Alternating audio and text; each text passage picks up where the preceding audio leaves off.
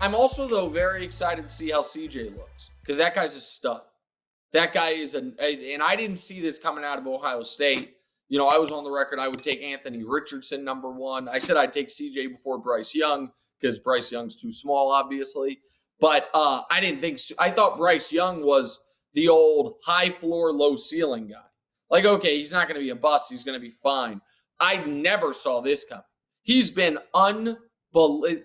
How about this? Lead the NFL in yards per game and touchdown interception ratio.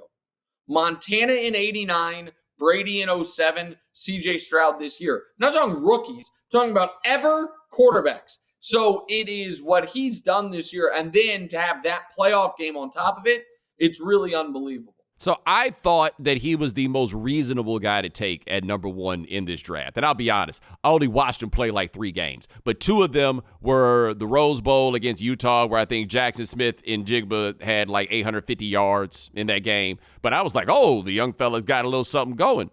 And then a game against Georgia. And what was so wild about Stroud, where I was just like, man, we so stupid. He was the first quarterback I'd ever heard of, where they were like, the problem is he don't run enough. Right? That's when I was just like, oh, man, we just looking for any reason to take him down. All right, cool.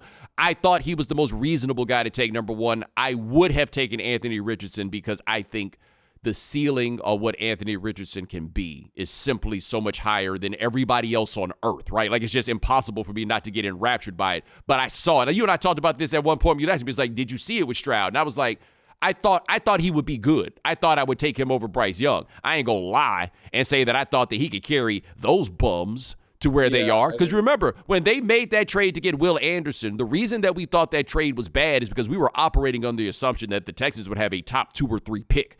Instead, they are one of the 8 teams left standing. The rights to Caleb. And I listen, I'm on the – there's a lot of tape of me saying how terrible that trade was and how crazy it was that they let the future one be theirs instead of Cleveland's, because they have Cleveland's one next year. And now Cleveland's is a better pick than theirs. Like, that ended up being I'm sure it's what Arizona wanted. Like, no, we want yours, not Cleveland's. That ended up being better for Houston, because Houston's going to be picking like 25 and Cleveland's going to be picking like 20. It's unbelievable.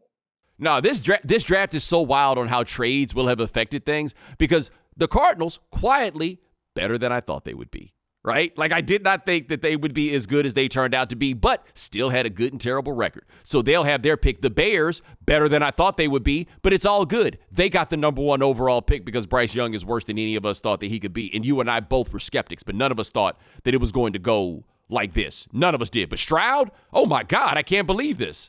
Can I ask you one thing before I go about the Bears situation? Is there an argument to be made that you draft Caleb and have him sit 1 year? That you draft Caleb, play Justin, and the reason for this is multifold. One is, if Justin plays really well, he increases his trade value, right? Right now, you get probably a 2nd-round pick for him.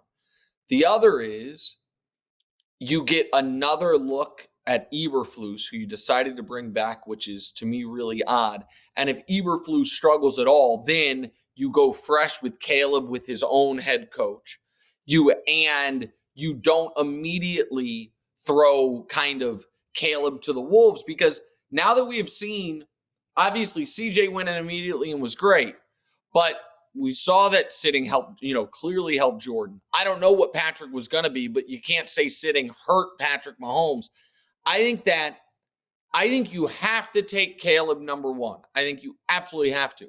I think there's an argument that you can keep Justin Fields as well and let Caleb sit for a moment and kind of absorb things. I do think there's an argument for that. I think there's a great idea, and I make 2 points on that. One, when I was a kid, when I was an adult, the idea of letting your quarterback sit for a year was not crazy talk. Like, Carson Palmer sat for a full year behind John Kitna coming off the Heisman Trophy, and people think that Carson Palmer is basically the quarterback that God created in terms of, and that was at a time where running a pro-style offense was a thing, and he had run like 5 of them, but he had done it. Number 2, and I see no evidence that playing early helps. No, like if you can do it, like CJ Stroud can clearly do it, so you go ahead and do it. But we got to see what we got. We got to get him out there. Nobody can show me any verifiable proof. I've seen nothing quantitative or qualitative to indicate that you're guaranteed to be better off by throwing your guy out there early, right? It seems like something you do just to satisfy the fans because your team is already sorry, and so you go ahead and you do that. But I think maturity is probably the most important thing a quarterback needs to have. Maturity and confidence, right? The ability to see it, make the throw right away. Nothing matters more than that. Every quarterback you see, the Justin Fields problem is a half tick it takes before he gets it off. Cam Newton was so incredible because he had that half tick too, but he was just so goddamn good that he could figure out how to make it happen. So no, I am with you there that why not do that? I don't see anything that you truly have to lose because I don't see a reason. There's just if what you're going to get is the 40th pick of the draft from Atlanta for Justin Fields, there's an argument. Run it back one more year. See if all of a sudden a team wants to give you a first-round pick and then something for him and give Caleb time. Like, there is an argument for that. There is, although they'd have to deal with Caleb's daddy. It would be very interesting to see how Caleb's daddy would handle it if he was on the oak behind Justin Fields, boy. It'd be a whole lot of black-on-black crime going on message boards and interviews, back channels, everything else. Prize Picks is the most fun you can have by winning up to 25 times your money this football season, and now you can play during basketball season too. You just select 2 or more players, pick more or less on their projected stats, and place your entry. Prize Picks is really simple to play. You can make your picks and submit your entry in less than 60 seconds. So make sure you go to prizepicks.com/Bomani and use code Bomani for a first deposit match of up to $100. That's prizepicks.com/Bomani. Prize Picks, daily fantasy sports made easy.